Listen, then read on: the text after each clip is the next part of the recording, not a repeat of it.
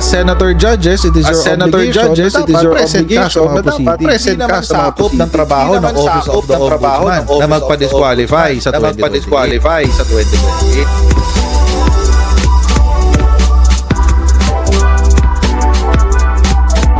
I-identify na natin lahat ng Manchurian. Tigilan na natin yung kalokohan natin.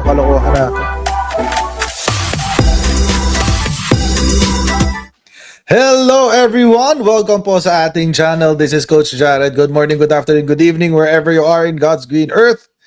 At ano pa ba? Hanggang doon na lang. Maraming pong salamat sa inyong patuloy na pagsuporta po sa ating channel. Please don't forget to subscribe dito po sa Coach Jared Live YouTube channel at pa-follow po ang ating Facebook page, Pinasabat with Coach Jared, and ang ating pong group, Facebook group, Tambayan ng mga Cocheros, para doon kayo mag-share ng mga kung ano yung gusto nyo i-share. Basta nasa policy, walang problema. Oh. At Happy Labor Day sa mga manggagawa at sana masuntok din kung sino man yung nanuntok sa pulis kanina. Magulpi ka rin sana one of these days. Magulpi ka rin sana. Mahuli rin yun soon. At kapag nahuli yun, ewan ko na lang kung ano aabutan niya. Anyway, ayan, maraming pong salamat sa inyong patuloy na pagsuporta sa ating channel. Huwag niyo kakalimutan na mag-subscribe, ha? Subscribe palagi dito sa ating Coach Jared Live YouTube channel. And pa-follow, yun nga, yung pa-like. Like ito pa-like ko itong ating live stream kasi wag niyo kakaligtaan yun kasi nakakatulong yun sa algorithm. So kailangan natin yung like na yan kahit alam niyo na. Okay. Okay, game. Shoutout na tayo, guys. Bago pa tayo magtagal. Again, we will be starting our live streams ulit ng tawag dito ng 11 PM dahil tayo po ay meron ng school. Oo. At ayun. Hanggang 10 o'clock ang klase ko. Ang weird. Start siya ng 7 tapos siya ng 10. So weird. Di ba usually mga 6 to 9 ganun? Ito hindi. 7 to 10. Ganun siya. So 11 o'clock live stream natin. Okay, game. Shoutout muna tayo bago tayo magpatuloy. Shoutout muna tayo. Hindi ako nakabiri. Simpleng cup lang yan. Simpleng cup lang yan. Oo, kasi galing ako sa labas eh. Okay. Batiin muna natin mga moderators natin as usual. Shoutout po kay Ate Elisa C, Ate Susan, Ate Trexie, James, Manat May, Arnel, Jack, 51 Billion Movement, BJ Cans, Pinoy, San Nim Legion, The Greater One, Kina, PS Moderator, Ate Mishi, Ate Dela Galvez, Ate Dela Arcea, Quinanson G, Ate Sir Pascachi, at kay Shiro Kansaki. Ayan, shoutout sa inyong lahat. Parang wala si BJ Cans dito. Dito. Ayan. Okay. Si Pinoy nandito. Ayan, okay, game. So yan po ating mga moderators, sila po bahala sa inyong mga pasaway. Kung magpapasaway man kayo, plano nyo magpasaway, bahala sila sa inyo. Okay, game. Tapos kay M. Suzuki, Twisha Sacred Field, Lacey, Raquel Santillan, Johnny Lancaster, Lex, Lindayen, okay.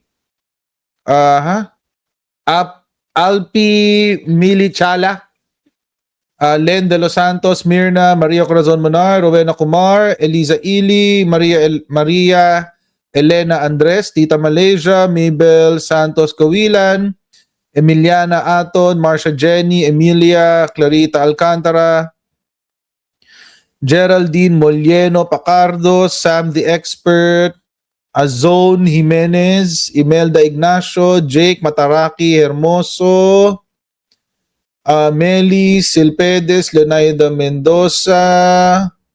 Uy, si Wild Orchids, andito na ulit. Welcome back. Gloria Navalta. Moderator nga pala natin si Wild Orchids, kaso tagal kasi niya nawala. So welcome back. Gloria Navalta, Roger Romero, VMB Mama Loves, Baby Leonora, Mary Ann Perillo, Florence Malyari, Andrea Guna, YSL Mon, Lori, Vancouver Gem, Peachy Greeny, at si Jomel Camzon. Ayan, hanggang dyan na lang muna ha. Oo. Ayan. So maraming pong salamat once again sa inyong patuloy na pagsuporta sa atin at wag na wag ho kayong makakalimot. Kahapon po wala tayo kasi I had to spend personal time with my wipes. Wipes? Pamunas. Hindi, personal time namin kahapon. So, kailangan, ano muna, wala munang ibang importante. Siya lang muna. So, pasensya na, wala tayo kahapon. Pero, today, bawi tayo, kahit holiday. Di ba, kahit holiday.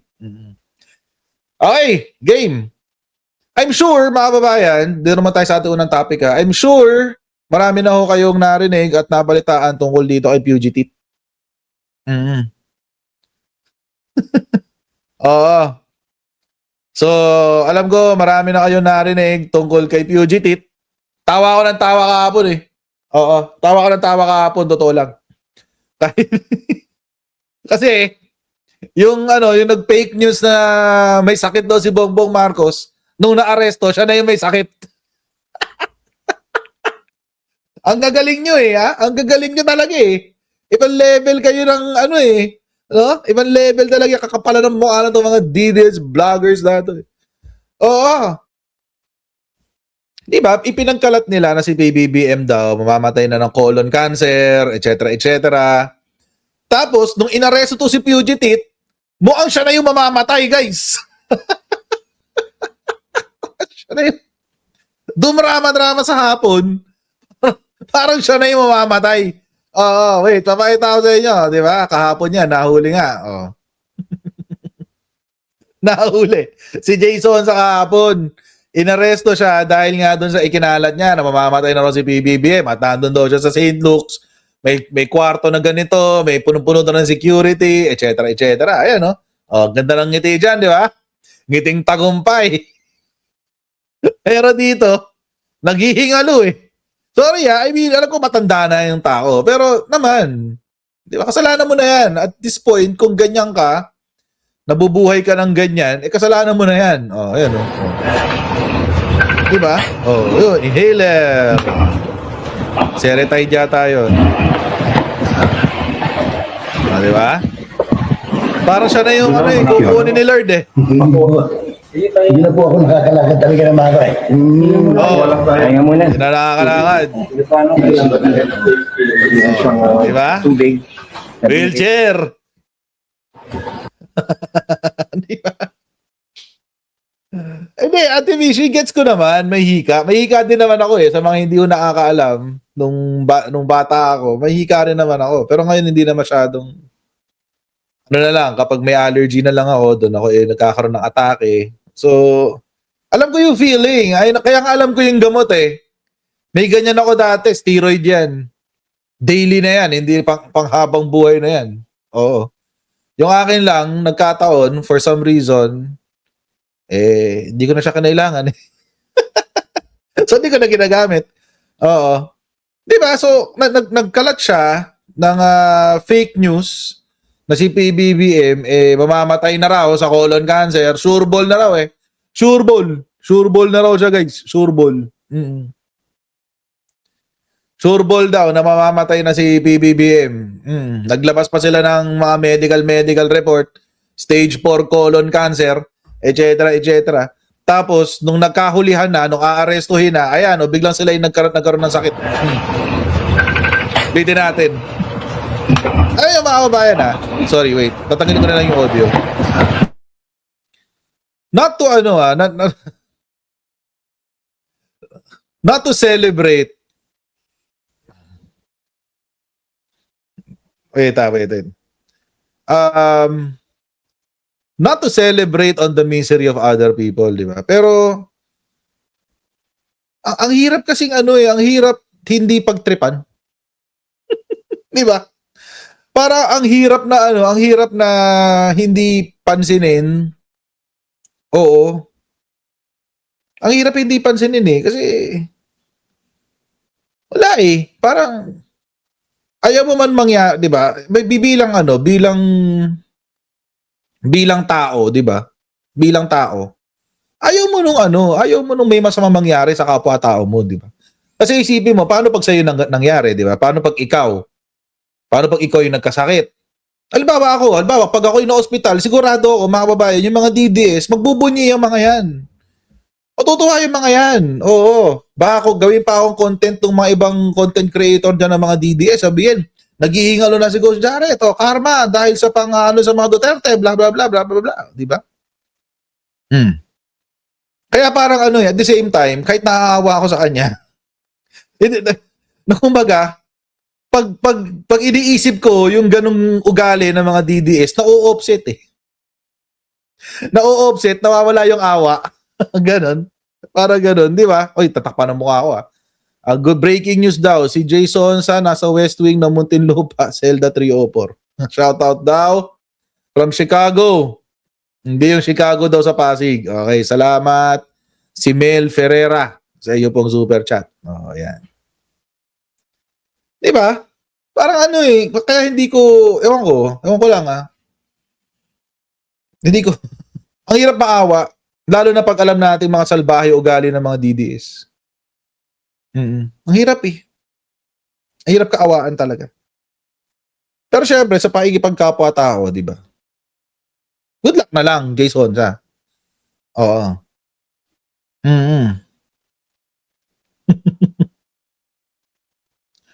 Kaya yun.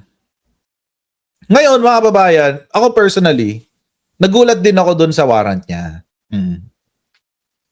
May mga konting, it's weird. Totoo ho yun Kahit na ako po, nabubisit dito kay Jason sa. Oo. Weird ho talaga yung nilabas na warrant. Weird ho talaga yun. Kasi mababa lang ho yung kaso. Mababa lang ho yun. Parang arresto mayor lang yata if I'm not mistaken. So bakit non-bailable? Bakit siya non-bailable? And mga kababayan, hindi ho yung kasalanan ng NBI by the way. Hindi ho yung kasalanan ng NBI. Kasi marami mga DDS, sinisisi ang NBI. Bakit daw ganun? No, it's not even the fault of the NBI. Si NBI ay nag-execute lamang ng standing warrant. So, hindi, OMUG, kahit i-cyber libel mo kasi libel, tapos because of the Cyber Crime Prevention Act, aakyat siya sa 6 years sagad. Hindi pa rin sa bail. Dapat bailable yung kaso niya. Masyado mababa, kahit cyber libel. So, hindi ko yung kasalanan ng NBI. Hindi ko yung kasalanan ng NBI. It's actually the court. Kasi yung korte po kasi ang naglalabas ng warrant. Sa lahat ho ng sa lahat ho ng kaso, bawa nag-file ho kayo ng kaso. Punta kayo sa prosecutor. Si prosecutor, well, in this case, ang nag-file ng kaso ay si NBI.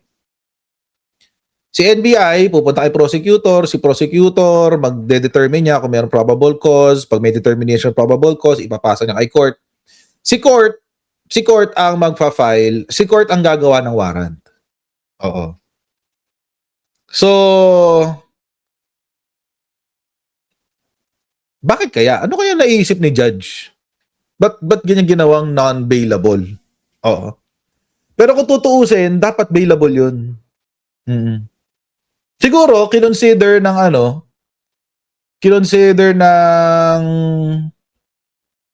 court yung dalawa pa niyang natitirang kaso. Kasi meron pa siyang isang pang libel case kay Barreto yata yun. Isang libel case kay Barreto. Tsaka estafa. Pero even then, dapat hindi siya nagbi-mix they're treated as separate cases. So, kailangan sumagot si court. Kailangan sumagot si court. bakit niya ginawa na tawag dito, na non-bailable. And wala, ganun talaga eh. Si court ang naglabas niyan, hindi naman pwedeng sabihin ng mga DDS na inimpluwensya ni President Bongbong Marcos ang judiciary.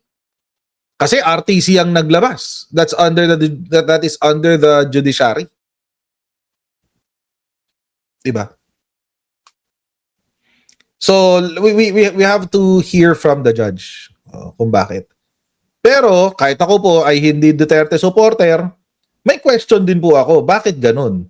I am also asking the question na bakit ba't non-bailable yung kaso niya?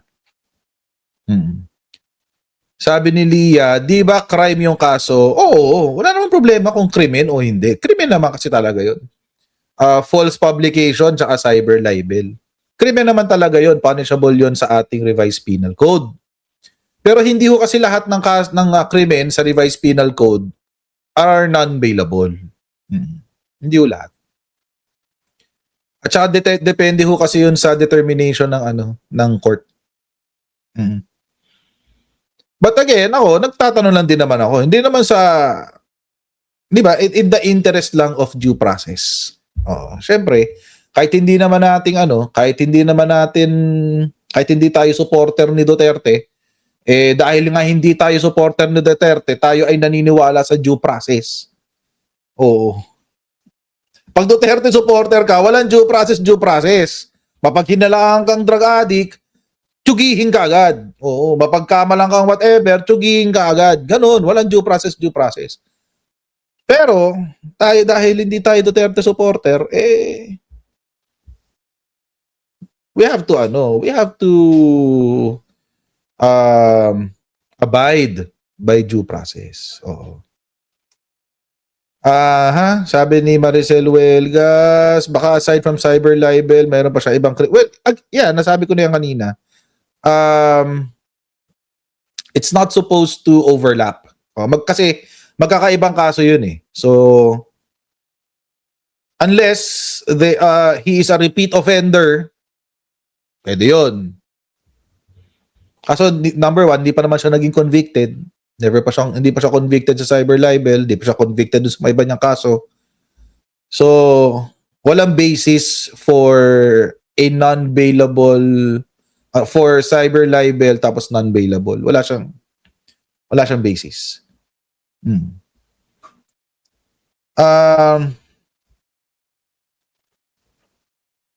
So yun. I just find it weird. So baka lang yun ang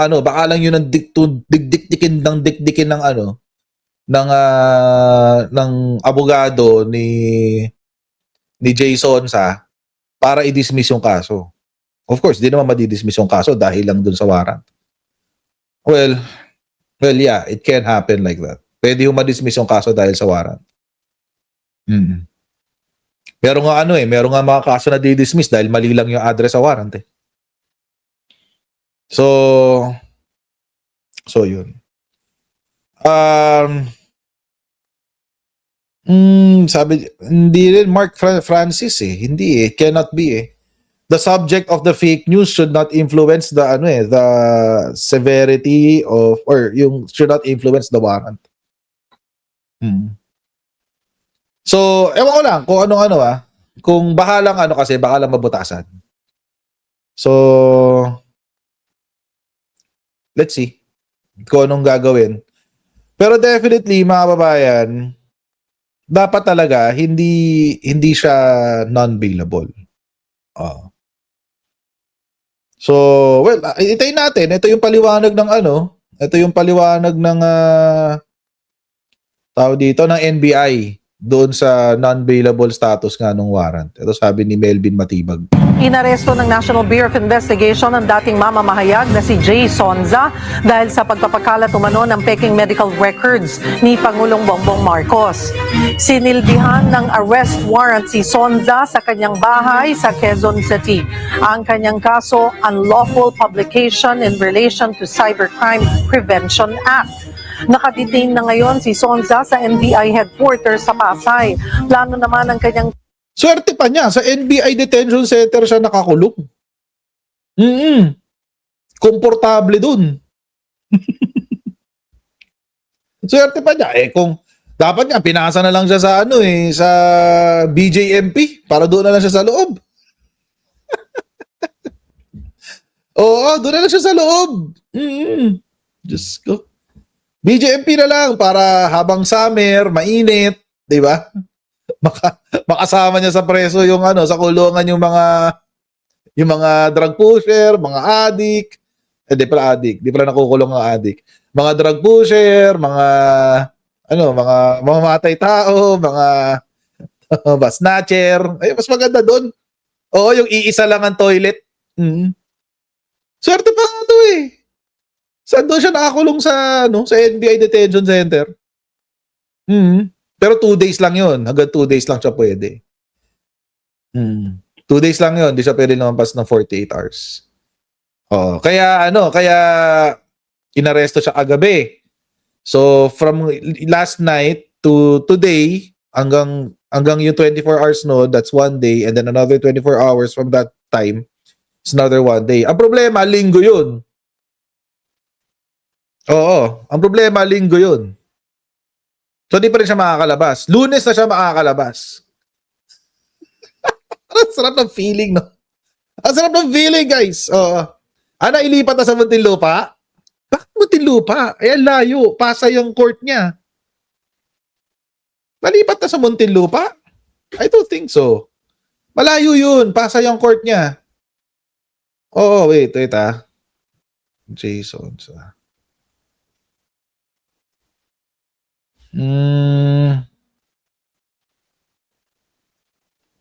NBI facility pa rin. Sa Muntinlupa, NBI pa rin. NBI pa rin. Swerte pa rin siya. Swerte pa rin siya. NBI facility sa Muntinlupa. Oo. NBI pa rin. Swerte pa rin siya. Hindi siya sa BJMP nakadetain. Swerte pa rin siya, guys. Promise. Ito yata yun, no? Yan siya, yabang po, taas kilay pa si Gago. Sorry. Taas kilay pa.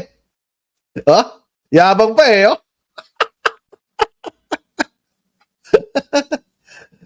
Pero pa rin siya, NBI pa rin. NBI facility. Swerte pa rin siya. Nasa NBI pa rin siya. Oo. Kasi kung 'di ba, kung sa BJMP siya, sabi ni Ate Maricel, senior citizen do kasi. No, hindi naman ganoon, madam. Wag ganoon kasi naalala ko yung 80-year-old na inaresto dahil lang kumuha ng tawag dito, kumuha lang ng prutas na mangga, if I'm not mistaken, nung pandemic. 80 years old yun, pinabayaan nilang makulong sa BJMP. Di ba? Panahon ni Digong yun eh. Yun. NBI pa rin. Swerte pa rin ang mukong na to. Sa NBI siya dinetain. Yang kampo na questionin sa korte ang warrant. Non-bailable daw kasi ito kahit may tuturing umanong maliit na kaso lang ang unlawful publication. Our team believe na may pagkakamali sa court. Bakit nag-issue sila ng warrant of arrest na itong kaso na ito, bail is not required. Bail is not required is different from a non-bailable offense. I-question din namin ang jurisdiction ng RTC ng Pasay, bakit dito final? Gamitin natin yung language ni attorney yung attorney ng SMNI. Bail is not required. Pero at the discretion of the court, bail may be set. 'Di ba? Gamitin natin Baka kasi may mga may mga DDS dito sana sabihin, sinabi ni attorney, sabi bail is not required. Oo, bail is not required. But Kapag not required, ibig sabihin, may discretion ng court para mag-set ng bail. Mm. So, nag-set ang court na non-bailable. Yun lang talaga actually. Oo, yun lang talaga yung issue nun eh. Kung merong bail, walang problema. Kaso, naging non-bailable eh. Pero mali rin naman yung sinasabi ni attorney. Oo, na bail is not required. So parang pinapalabas niya, bail is not required is equal to non-bailable. Hindi. Pwede pa rin mag-set ng bail. Para sagutin yan, magkasama po natin NBI Director Melvin Matibag. Magandang tanghali po sa inyo, Director. Salamat po sa oras. Magandang tanghali po, Ma'am Cheryl, at sa lahat po ng tumatangkilik sa iyong programa, isang magandang tanghali po. Salamat po sa imbitasyon. Director, nasaan na po si Jay Sonza ngayon at kumpirmado po ba nga na talagang walang piyansa? Well, unang-una, nasa detention pa. Sorry. Ang sarap talaga pakinggan ng walang piyansa. Pero, alam nyo, kahit na ganun, kahit ang sarap niyang pakinggan na walang piyansa. Walang piyansa si Jay Sonza. Eh, syempre, bilang tao, di ba? Due process tayo, guys. Ha? Due process tayo. Piliti po siya ng National Bureau of Investigation. Maayos po ang kanyang kalagayan. Katunayan, nung siya po ay nagre-reklamo ng kapukapusan ng paghinga dahil sa asthma, kaagad po kaming tumawag ng medical personnel to attend to him. At nung nahihirapan siya maglakad, nag-provide po kami ng wheelchair para hindi po siya maglakad na. At yun po, yung pong pag-aresto sa kanya ay batay po sa warrant of arrest na inisyu po ng Regional Trial Court ng Pasay City po. Nga po. So, nasa maayos po siya na yung estado ng kanyang kalusugan. Opo. Tama po. Opo. Kini-question ng kampo niya ang warrant at sinasabing minimal offense lamang po ito, Director Matibag. Ano po ang basihan ng NBI para sabihin No, it's not. hindi ito simpleng minimal offense kundi isang mabigat na kaso? Hindi po kami ang magsasabi nun. Tama po yung Court sinabi yan. ng abogado na dadalhin nila sa korte, idudulog nila. At kami naman po ay umaksyon lamang batay po sa mandatong ibinigay po ng Regional Trial Court ng Pasay. Ang nangyari lang nga po dito, nung siya na-aresto, holiday po today, tapos Sabado at Linggo. At ang korte po ay sa Lunes, magre-return po kami ng warrant of service Sa Lunes sa pa. korte. At sila naman po, kung ano i-file nila, ay karapatan po ng akusado yun na magtanong sa korte kung ano po yung dapat na mag-isunod na hakbang. Actually, pati yun, kinwestiyon. Oo. Pati yun, kinwestiyon yung ng abogado ni Jay Sonza. Ito out of line na to. Walang ano yan, walang basihan yan. Sabi, questionable daw yung pagkaka-aresto sa gabi ng holiday. Sige pa. Wala nang lakas si Jay Sonza para makapag-fist bump. Ito lang yung abogadong ganyan. Pag DDS ka talaga, may topa ka di ba? Yung kliyente mo is not at the best moral of his life. Hindi siya happy kasi inaresto siya. Tapos magsi-selfie ka, ikaw lang masaya. May saltik talaga mga DDS, guys. Oo. May saltik talaga Ba't ba ganyan kayo, mga DDS? Ba't ganyan? Na-aresto yung kliyente mo. Magsiselfie ka, ganyan. Baliw. Baliw talaga mga DDS. But anyway.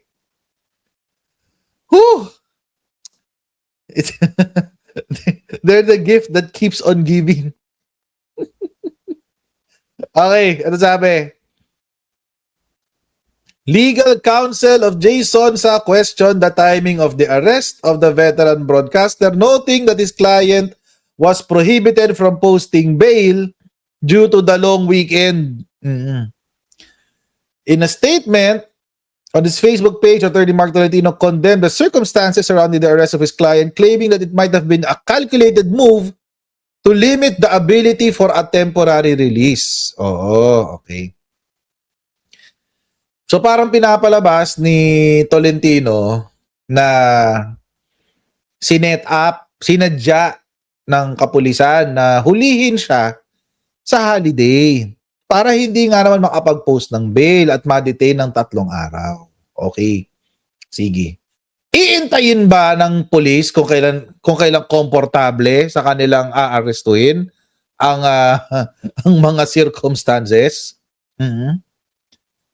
Iisipin ba ng NBI, ay, long weekend, guys, wag na muna natin arestuhin si Jay, kawawa naman. Long weekend, di makapagpiyansa. No, kalokohan yun. Natural, kung kailan bumaba yung warrant, gagalaw ang pulisan. Bumaba yung warrant kahapon. Diba? Bumaba yung warrant kahapon. Hindi ko alam kung anong oras, pero most probably, hapon na yan. Kasi kung gabi na aresto, syempre magse-set up pa ng operation, bla bla bla bla. So baka hapon na yan lumabas. Sorry ka. Ganun lang talaga yun. 'Di ba? Baka hinabo lang ng court yan, 'di ba? Hindi nyo pwedeng questionin ng korte at saka ang arresting officers kung kailan nila aarestuhin ang isang tao. Basta pagkababa ng warrant, magse-search na yan. Di ba? Bakit daw palong weekend, etc., etc. Bakit daw palong weekend? Ganun talaga. Anong gagawin? Ganun talaga. Alam ka naman, isipin pa ng NBI, uy, long weekend. Bigyan naman natin ng konting kahit 3 araw man lang, bigyan natin ng konting si Jason sa. Huwag na muna natin arestuhin. Oh, di ba? Yung kabubuhan yun.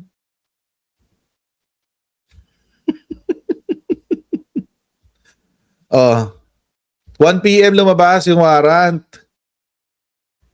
Yun pala, hapon pala lumabas yung warrant eh. Ganun talaga yun. Diyos ko. Ganun dapat ang forthwith. Agad-agad. Hindi yung sinabi ng Korte Suprema na kung kailan ready na ang Senate. Yabang tuloy ni Chis Escudero. Pakayabang ni Chis. Diyos ko. Anyway.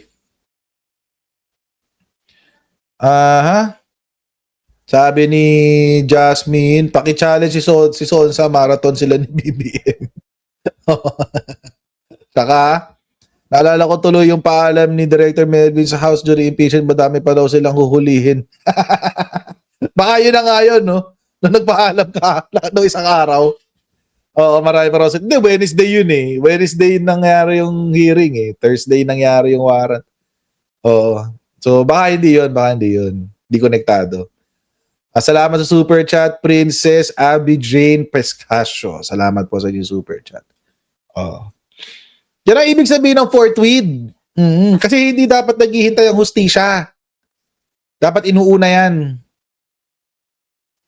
Sabi ni John Mike TV, hindi ba pwedeng mag-bail ng weekend? Ang bail po kasi nakadepende po yan sa korte. Sa court ka kasi magbabayad ng bail. So kapag walang court, walang bail. Kasi walang bukas na opisina. Walang tatanggap ng bail mo. So, long weekend. Friday, Saturday, Sunday. Walang opisina. Sorry. Pero for specific instances, pwede na naman yung Saturday. Kasi ang alam ko, pag Saturday, may work ang tao dito. Pag walang holiday, hindi yung katulad ng long weekend ngayon. Minsan, nahahabol yan kahit hanggang Saturday ng tanghali. Or, kung medyo kilala nung abogado yung judge na may hawak ng kaso, minsan, ito nakwento lamang naman sa akin to nung professor namin na judge. Minsan daw may kakatok sa bahay niya. Nagpapapirma ng pang-bail. Sabi ko, ewan ko kung anong ginagawa doon sa ganon. Kung medyo masipag-sipag ng konti si judge. Yung abogado. Ginagawa daw yun. Oo. Pero, yung kaso kasi ngayon, itong sitwasyon ngayon, iba. This is a long weekend. Friday, Saturday, Sunday. walang court. Walang court na bukas. Wala talaga. Long weekend to following a holiday, walang court. Wala 'yun. Refundable ba ang bail? Yes, after the proceeding, kapag tapos na yung tawag dito, acquitted ka. Bailable ba ang kaso ni Jason? So it's supposed to be bailable, Marcelino Aplicador. It's supposed to be bailable.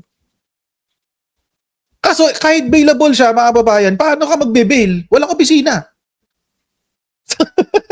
Diba? Paano ka magbe-bail? Kahit na bailable siya, saan ka magbe-bail? Walang opisina. Walang court na bukas. Kahit mayroong ibang korte na bukas, yun ba yung court kung nasaan ang kaso mo? So, malabo. Malabo pa rin. Kahit saan ka, magsistay talaga siya ng weekend. Kahit bailable pa yung kaso niya. Diba? Wala kasing court na bukas. So, ganun lang talaga yun. It is what it is. Iintayin na niya hanggang Monday. Kaya ngayon ang sabi ni yun ang sinabi ni Attorney Melvin Matibag. Kailangan mag-intake siya sa Monday at ipipetisyon nila yon sa Lunes sa court. Kung pwede sila mag-file ng bail kasi non-bailable yung kanyang nasa warrant. Anyway, tuloy natin. Ano po mismo yung nilalaman ng mga post niya tungkol po sa kalusugan ni PBBM na ginamit pong ebidensya at basihan para po siya'y maaresto? Ito po ay dinatnan ko na, January po ito denial at ito po ay kaso na tungkol doon sa pagpapakalat ng maling medical bulletin tungkol sa ating Pangulo. So dalawang kaso po yan, yung violation ng Revised Penal Code, Article 154 at yun nga pong unlawful publication na yan sa 154 at yun pong cyber libel, base naman po sa anti-cyber law po. Sa investigasyon po ninyo, siya lang po ba ito o may mas malawak na grupo na nagkakalat po o nagkalat ng ganitong Mas impormasyon? marami pa yan. May iba-ilang personalidad pa rin kinasuhan at ngayon po, Dalawa na. tuloy pa rin naman yung Two down. monitor natin kung sino pa po yung mga gumagawa po ng kamaliang ito at ang NBI po ay sila po magkakaso. Meron lang po binanggit kanina yung abogado na bakit daw sa Pinasay Penal walang jurisdiction. Ang naghahin po ng kaso ay ang National Bureau of Investigation at ang office po ng NBI ay nasa Pasay City po. May iba pa po ba Yun. kayong Okay, linawin natin yun, guys. Linawin natin yun. Ang jurisdiction kasi pagdating sa mga kaso is wherever the crime is committed or wherever the crime is found.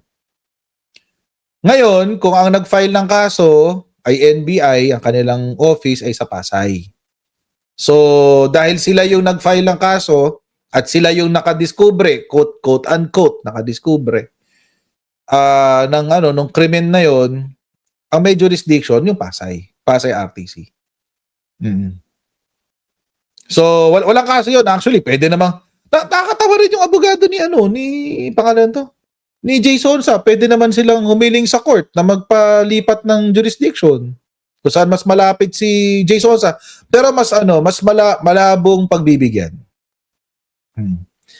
Let's say sabihin nila ilipat ng Davao yung kaso, malabo. Malabo mangyari yun. Malabo. Kasi alam naman natin, kasi 'di ba may mga ibang pang property si Jason Sa. Ikaw na nagwa 1M Amad galing kay Kibuloy, 'di ba? Oo, grabe, 12 million a year. Tawag dito. Nawala tuloy ako. Dahil marami siyang properties, baka yung isa doon sabihin nung abogado ni Jason Sa, dito na lang sa Davao RTC. Kasi resident naman siya dito ang domicile niya, bla bla bla bla bla bla. I doubt papayagan yun ng court. I doubt papayagan yun ng court. 2 million, sabi ni Attorney Claire. 2 million na ba? 1M lang kasi dineclare niya dati. Chess only. Oo. 1M lang kasi dineclare niya dati, 1M a month. Well, sa bagay, kung isasama mo kung may revenue siya sa Facebook, revenue sa YouTube, kung may YouTube siya. Posible kumabot ng 2M. Posible yun.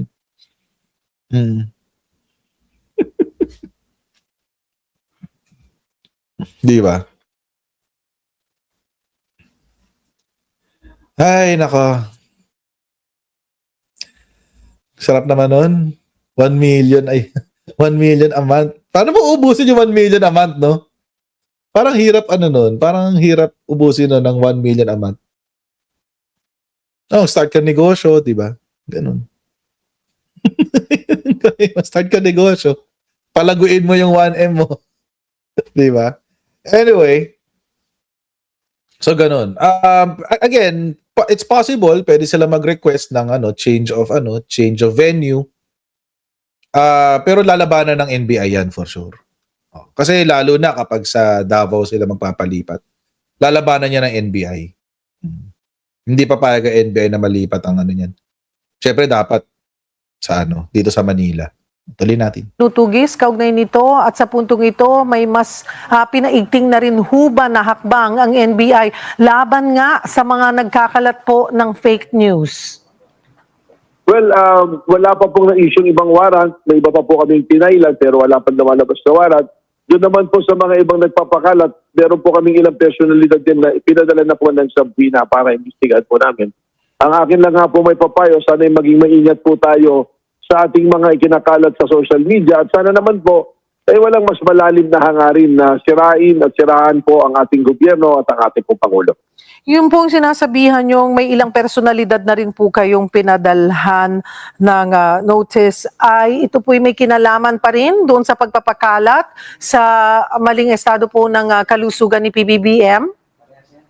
Tama po yan. Meron po nagkakalat na may HIV, saka yung picture po na May ganun pa? ginagawa ng AI, nakala mo ay talagang malubang-malubay sakit.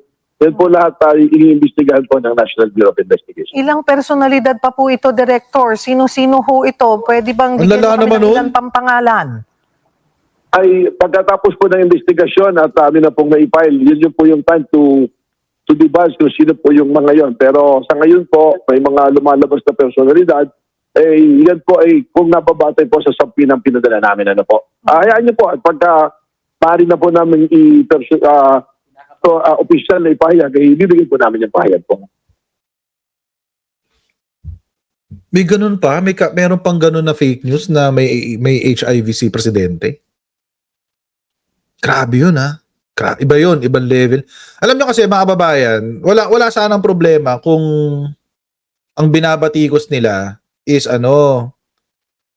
i-highlight natin si Jason, so naka na. Ayan, yung mugshot na.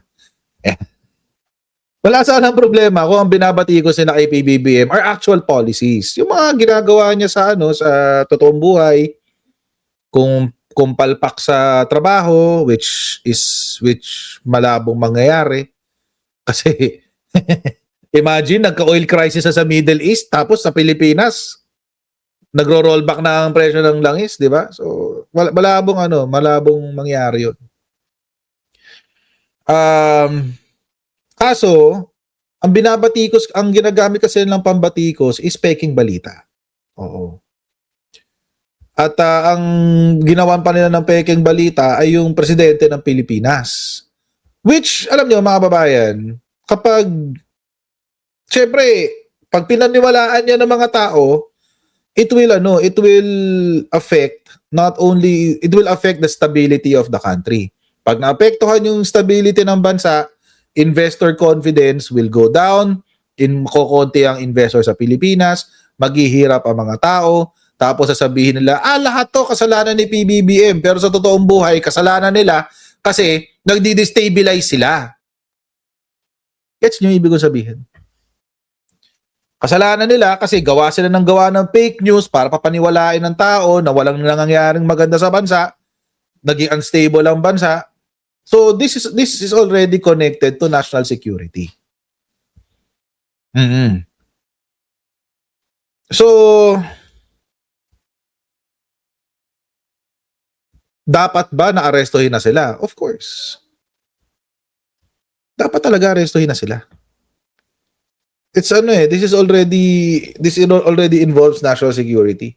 Pero yung ano, again, kapag aarestuhin, kailangan malinaw lang na ano. Kailangan linawin lang kung bakit, tulad yan, kung bailable naman, bakit naging non-bailable. Diba? So, bakit kailangan malinis? Siyempre, ayaw naman natin na ma-technical lang sila.